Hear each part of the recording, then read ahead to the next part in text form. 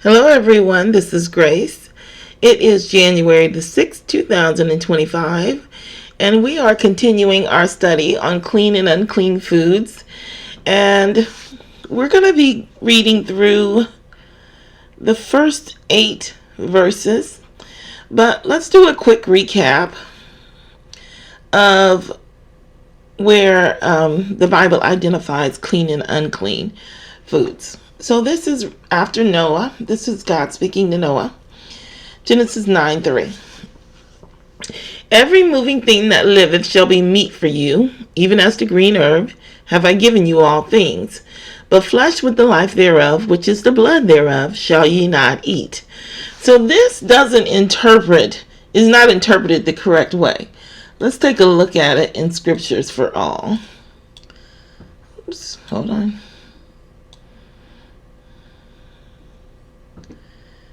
Okay. All right. Of every moving animal. See, this word right here. Okay, I'm having problems. This word moving things is what describes it as a living animal. The liveth is interpreted differently as well. So the moving animal is what's telling you that it's a living animal. Of every living animal, which he is life. These two words are the same word. He's life. That little dash is telling you they go together. Of every moving animal, living animals of every of and moving animal go together. And then he is life, or his life, or something like that. He life. We'll just say it as it is. Which he life to you. What this is saying is, instead of every moving thing that liveth, it's saying is life. He is life to you. He gives you life. Of every moving animal which gives you life, or he is life to you, he is becoming for food. It shall be for meat to you. Okay? Then it is, even as the green herb have I given you all things. And just as he gave us the green herbs in Genesis 1, let's just look at that real quick. It's in 20.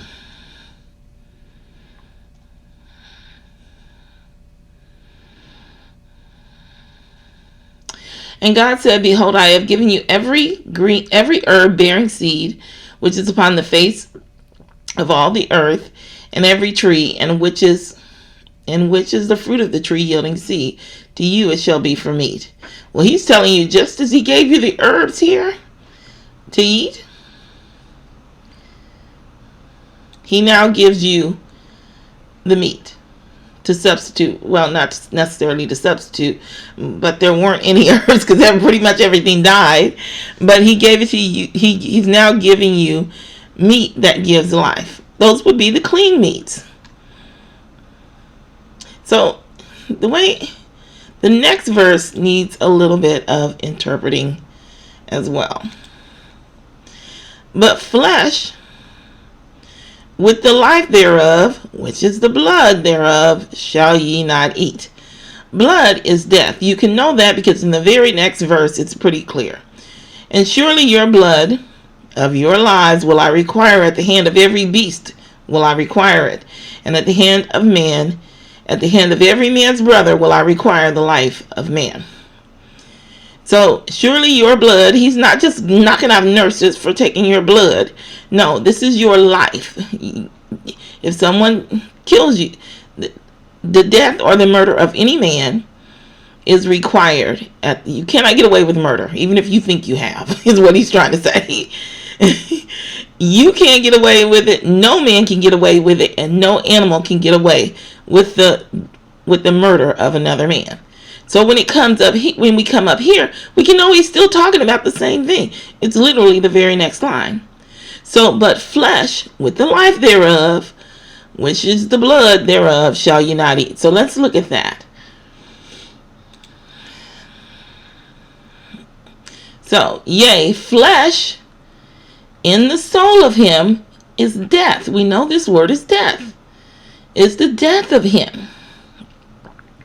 Not you shall eat.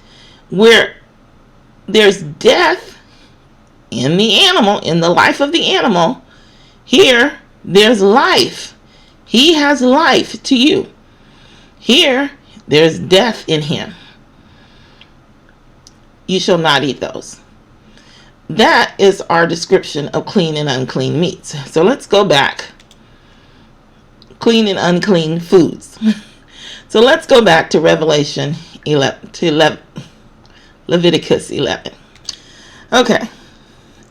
And the Lord spake unto Moses and unto Aaron, saying unto them, Speak unto the children of Israel, saying, These are the beasts which ye shall eat among all the beasts that are on the earth. Whatsoever parteth the hoof, and is cloven-footed, and cheweth the cud among the beasts, that ye shall eat. Nevertheless, these shall ye not eat of them that chew the cud, or them that divideth the hoof, as the camel, because he cheweth the cud, but divideth not the hoof. He is unclean to you. Now, he's already told us that we can eat the animals which give us life, and not to eat the animals which cause death. Clean and unclean animals. Now he's telling you how to identify them. That's all.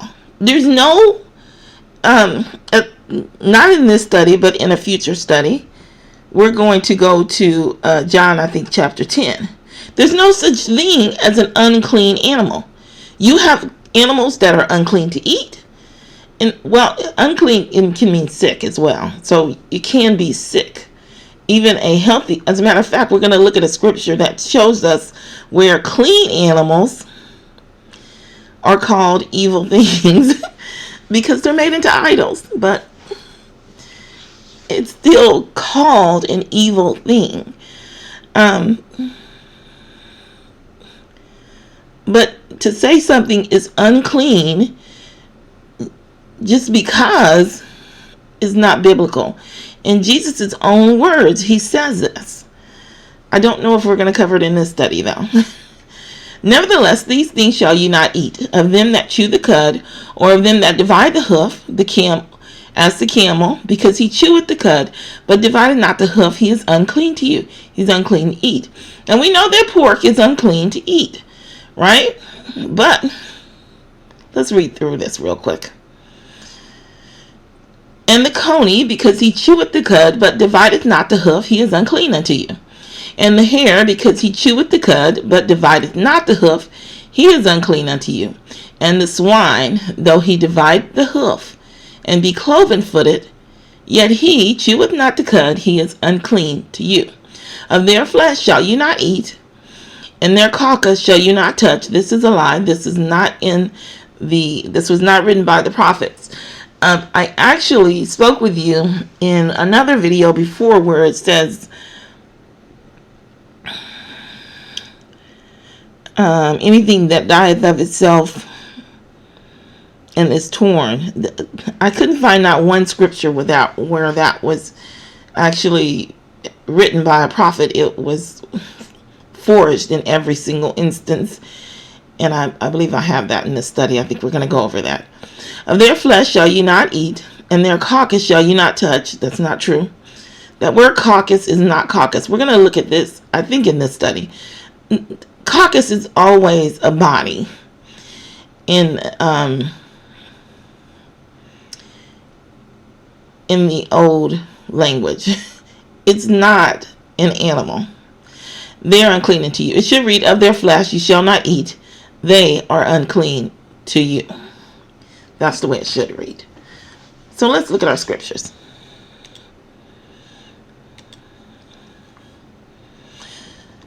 Okay, so unfortunately I have to read through this because I don't remember it. Go your ways, behold, I send you forth as lambs among wolves. Carry neither purse nor scrip nor shoes, and salute no man by the way. And into whatsoever house ye enter, first say, Peace be unto this house. And if the Son of Peace be there, your peace shall rest upon it. If not, it shall turn to you again. and in the same house remain eating and drinking such things as they give, for the labor is worthy of his hire. Go not from house to house. And into whatsoever city ye enter, and they receive you, eat such things as are set before you. There is an important lesson here. Now, let me just say first that I would not have advised this. Personally, today, everybody has a special diet. So I would have said, it would be very simple to say, I don't eat this kind of food. But when I read this, I realized that I was wrong, because this is telling you just eat what they give you when you go into a foreign person's house. This doesn't apply to Christians. You can probably say to Christians safely, use your better judgment. But this says, hold on. It does say whatsoever house ye enter. But it says, I send you as lambs among wolves. I don't think that this applies to Christians, because I think it's Christians. We pretty much know, Christians and former Christians know, that we have a special diet. So when it says as lambs among wolves, I kind of interpret things in my mind in order to make them make sense, so that I can decipher whether or not they're true. So my original understanding was that when you go into someone who is foreign of the Gospels, who's not familiar. And to be honest with you, when I was thinking about this, as I said, I would not have originally advised it. I was thinking to myself, if I had heard of the Christian religion and I had a chance to meet a prophet and to bring him into my house, and let's say I was poor and I didn't have much food, but of course this is a prophet of God and he's going to teach me the truth. And so I'm going to bring out my best and I'm going to set it before him. And if he was to say, this is not food, this is garbage, I'm not going to eat any of this. Eat, no matter how nicely he said it. If he said, no, I don't eat this, this is considered garbage in my religion. This is not real food. This is death on a plate. You're going to die. And here me and my family are with fork and knife in hand ready to eat. And he's just insulted what I considered to be my very best and was so proud to give it to him. I would be devastated. I would have no choice but to either reject God or accept that I'm a horrible provider. If that's the best that I could do and it wasn't good enough for him, it would destroy me. It would just destroy me. So yeah, definitely, when you go into a foreign person's house, I agree with this now, though I never would have taught it had I not read it. Whatsoever city ye enter, and they receive you, eat such things as are set before you. Don't worry about it. And heal the sick that are therein, and say unto them, the kingdom of God is come nigh unto you. That's what it says. People will lie and tell you differently, but this is exactly what it says, and there's a reason for it. It is more hurtful to you to worry and to stress out about your food than it is for you to just eat it. Now, you've heard me mention a couple of prophets on my on these videos before. Of course, Sister Ellen White. But there's also the Prophet Edgar Cayce. Edgar Cayce is called the sleeping prophet. He was a health prophet that was sent here specifically to teach us about health in our bodies. And what he would do is he would go into a trance. And while he was in that trance, he was receptive to questions that were asked of him about health and people's bodies and anything really. He was receptive and he would answer. And so if they would know of a sick person, they would say, this person is sick and how can we heal him? And so he would go into heaven and read what he called the books, or the Ashtak records, I think. And he would find out what was wrong with the person, and he would diagnose them, tell everything that was wrong with them, and then proceed forward with a solution as to how they could heal themselves, or help their bodies heal themselves and recover. One of the things that he said, now I have to give you a little bit of a warning about Edgar Cayce. Sister White, her records have always been public and pretty much have always been free. You can go now and find some of her older stuff. I don't trust her newer stuff. Of course, we know as we get closer to the end of days, they're going to change it more and more to suit their purposes. But you can still find some of her older stuff online. And for the most part, it's always been free. As far as I know, Edgar Cayce's writings have never been free. You've always had to pay for them. The estate has never made them free. Edgar Cayce himself, of course, made everything free. But the handlers of his estate handled it differently. So proceed with caution. That's the only thing I can advise. Proceed with caution. Because everything under lock and key, it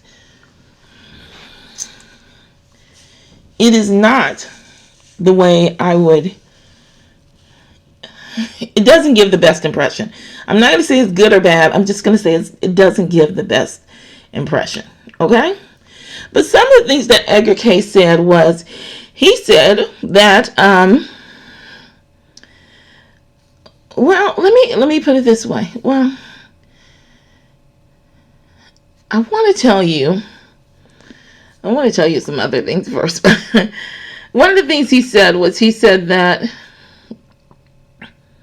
well, what I said before, he said, if you can't eat healthy, it's worse for you to worry about your food than it is. It's less healthy for you to worry about your food than it is just to eat the wrong food and then go on with your life. Don't stress yourself out about it. But more so than that, if you're a cook, you may be familiar with, I'm trying to think of how to say this.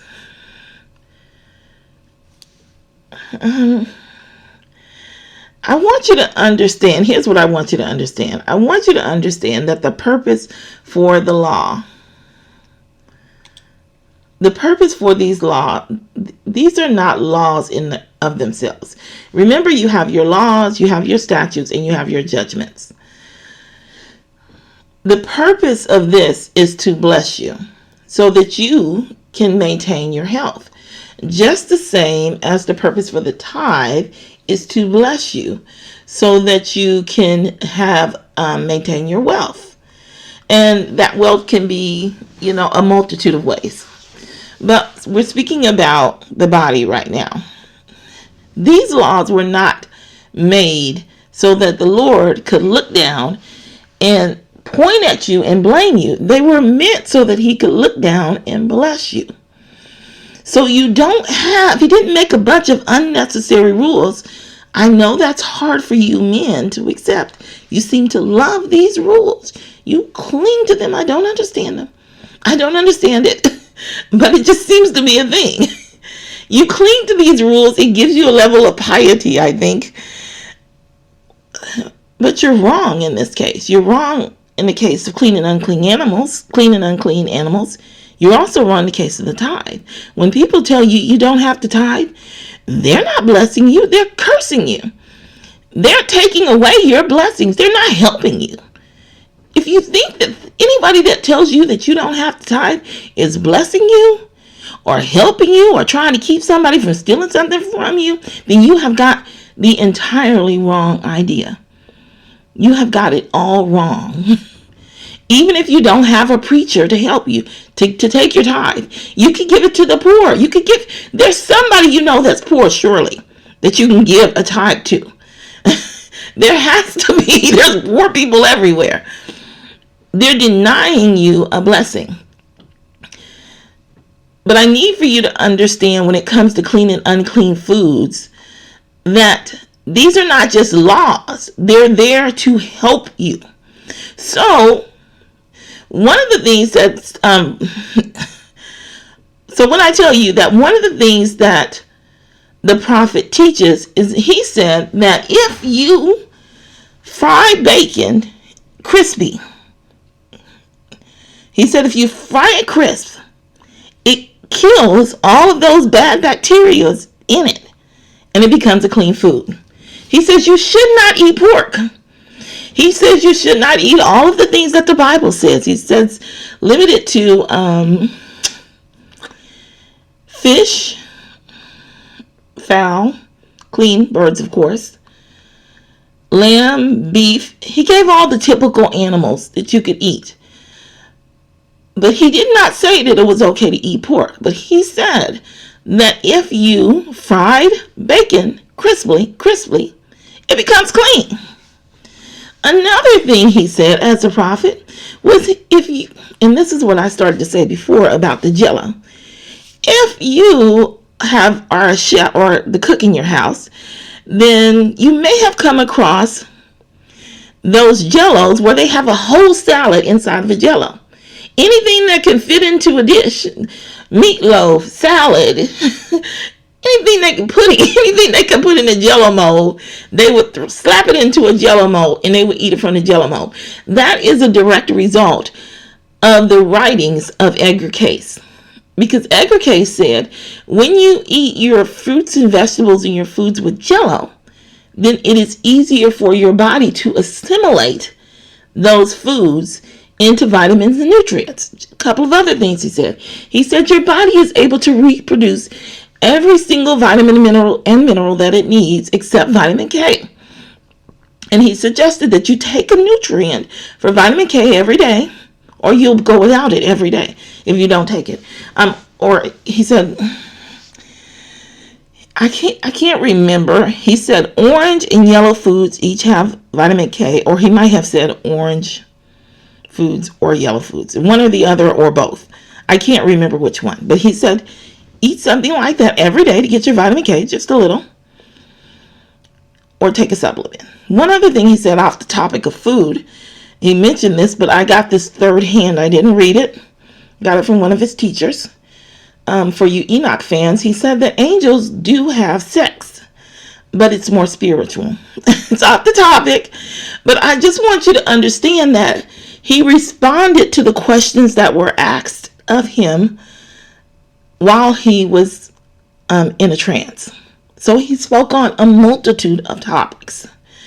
But the reason why I'm telling you about the things he said about food was he talked about jello, but he didn't say make sure that the jello is made from only the meats of beef or lamb or this or that or the other. No, he just said jello because it's clean. Because when they process it, it is clean. You are not eating to follow rules. You're eating for your health, well-being, and longevity. So when we come here and it says to you, eat whatever is set in front of you, they're telling you eat the food, okay? You're going to help the person. You're going to bless that person, but don't stress yourself out about it. Just eat it and go on with your life. You're not breaking any laws, and it is not a sin.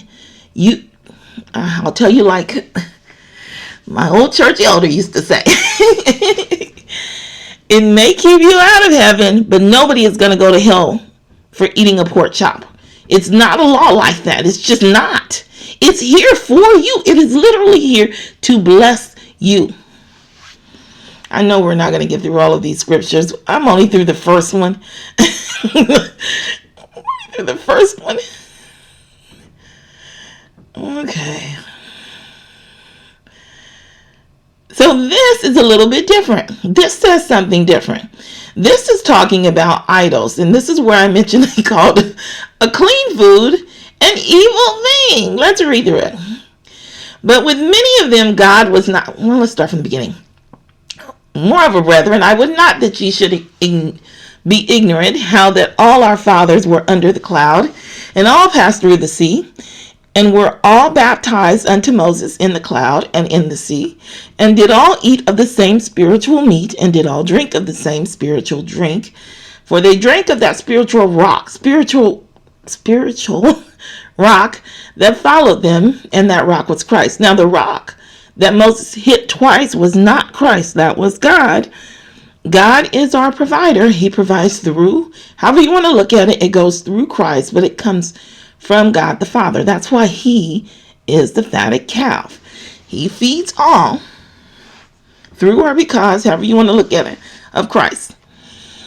But with many of them God was not well pleased, for they were overthrown in the wilderness.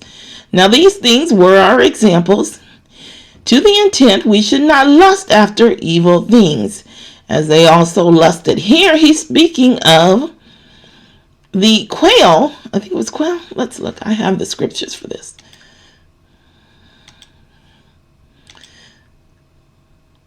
And the children of Israel said unto them, would to God we had died by the hand of the Lord in the land of Egypt, when we sat by the flesh pots, and when we did eat bread to the full. For ye have brought us forth into this wilderness, to kill this whole assembly with hunger. So they're complaining, and they go on complaining. And the Lord spake unto Moses, saying, I have heard the murmurings of the children of Israel, speaking to them, saying, at even ye shall eat flesh, and in the morning ye shall be filled with bread, and ye shall know that I am the Lord your God. And it came to pass that at even the quails came up, and covered the camp, and in the morning the dew lay round about the host. Is there anything else here? Looks like. And the mixed multitude that was among them fell lusting. And the children, same word lust, it's going to be 183 and 185. And I can't remember. I think this is the only place. There might be one or two other places, but this was the most common place where they used the word lust. It's where they're talking about the food. And the mixed multitude that was among them fell a lusting, and the children of Israel also wept again, and said, who shall give us flesh to eat? We remember the flesh which we did eat in Egypt freely, the cucumbers and the melons and the leeks and the onions and the garlic. But now our soul is dried away. There is nothing at all besides this manna before our eyes. And the manna was as coriander seed, and the color therefore was as the color of bdellium. And the people went about and gathered it and ground it in mills, or beat it in a mortar, and baked it in pans, and made cakes of it. And the taste of it was as the taste of fresh oil. Now it's going to say elsewhere that it tastes as wafers and honey, but the oil is written here to give you the idea of the richness of it. Because it came from heaven, we know it had to taste good. And there went forth a wind from the Lord, and brought quails from the sea, and let them fall by the camp, and as it were a day's journey on this side, and as it were a day's journey on the other side, round about the camp, and as it were 2 cubits high upon the face of the earth. Wow, that's a lot of quail. And the people stood up all that day, and all that night, and all the next day, and they gathered the quails, and he that gathered the least gathered 10 homers, and they spread them all about for themselves round about the camp. And while the flesh was yet between their teeth, ere it was chewed, the wrath of the Lord was kindled against the people, and the Lord smote the people with a very great plague. And he called the name of that place, I'm not going to try to pronounce that, because there they were buried, the people that lusted. Again, the 183. And the people, it also uses 185. And the people journeyed from Kibro unto, and abode it. Well, let's just move on. But lusted exceedingly in the wilderness, and tempted God in the desert. And he gave them their request, but sent leanness unto their soul. I thought that I had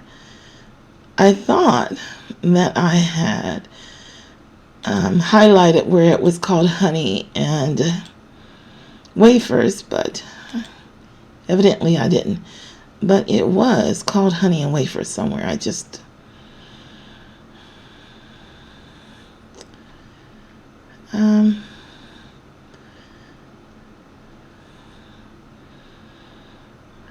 I'm just not sure where it is.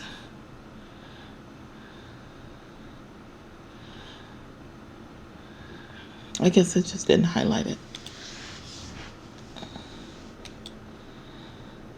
So here they're speaking of They're speaking of them lusting after clean foods. Quails are clean birds. So, but here it's an idol, and they go on and name further idols. Neither be ye idolaters. So he's speaking of it. This is an idol. Some of them, as were written, these people lay down to eat and drink. This is actual a physical idol that they bow down to, the golden calf. And then fornication as an idol. And the serpent. A serpent. Thank you to Doug Batchelor. Doug Batchelor is the pastor of as it is Amazing Facts. He used to live in a cave, and he said that when you killed a snake, it's common knowledge when you live out there, you don't just grab that snake and throw it. You take a stick and you use the stick to pick up the snake, because otherwise the snake might not be dead and he'll turn around real quick and bite you. So you use a stick to pick up the snake and then move it with the stick. So a snake on a stick is a symbol of a defeated snake. So here it was an idol.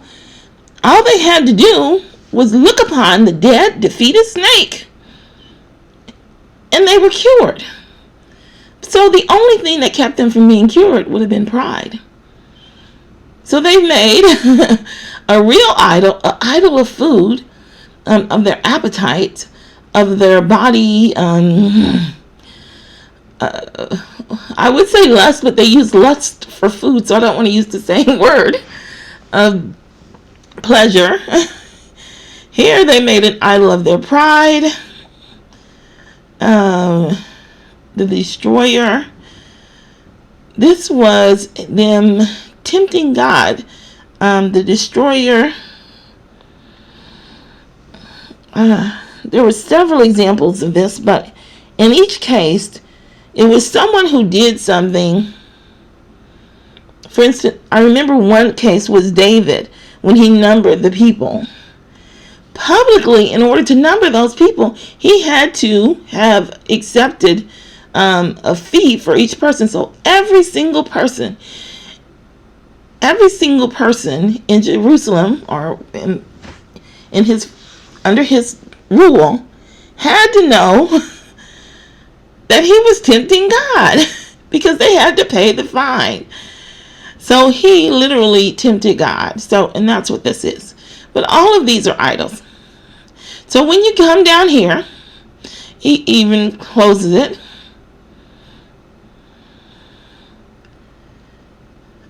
Wherefore, my dearly beloved, flee from idolatry. There's a lot of false stuff in here, so I just skipped it. And let's go finally down here. Whatsoever is sold in the shambles, that eat, asking no questions for conscience sake. Still on the topic of idolatry. For the earth is the Lord's, and the fullness thereof. If any of them that believe bid you to a feast, and ye be disposed to go, whatsoever is said before you eat, asking no questions for conscience sake. He's speaking because of idols. But if any man say unto you, this is offered and sacrificed unto idols, eat not for his sake that showed it, and for conscience sake, for the earth is the Lord's, and the fullness thereof. Conscience, I say, not thine own, but of the other. For why is my liberty judged of another man's conscience? So here he's speaking of idolatry. But here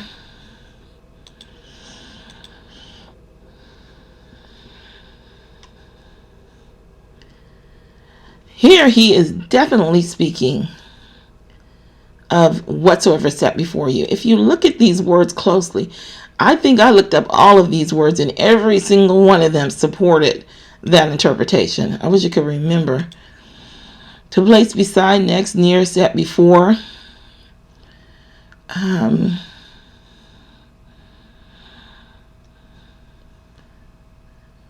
Such things as are set before you.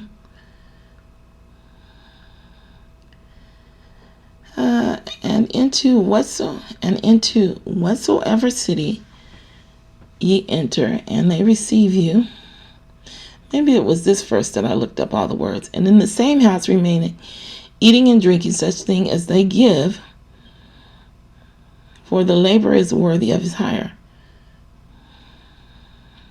I can't remember. But here, this is definitely saying, eat the food that's set before you. Don't argue about whether or not it's clean or unclean. You just don't. We're at 35 minutes. I'm going to have to stop. We're going to have to stop, and we will pick up. We'll pick up here, and we'll look at this separately. I will see you in the next video.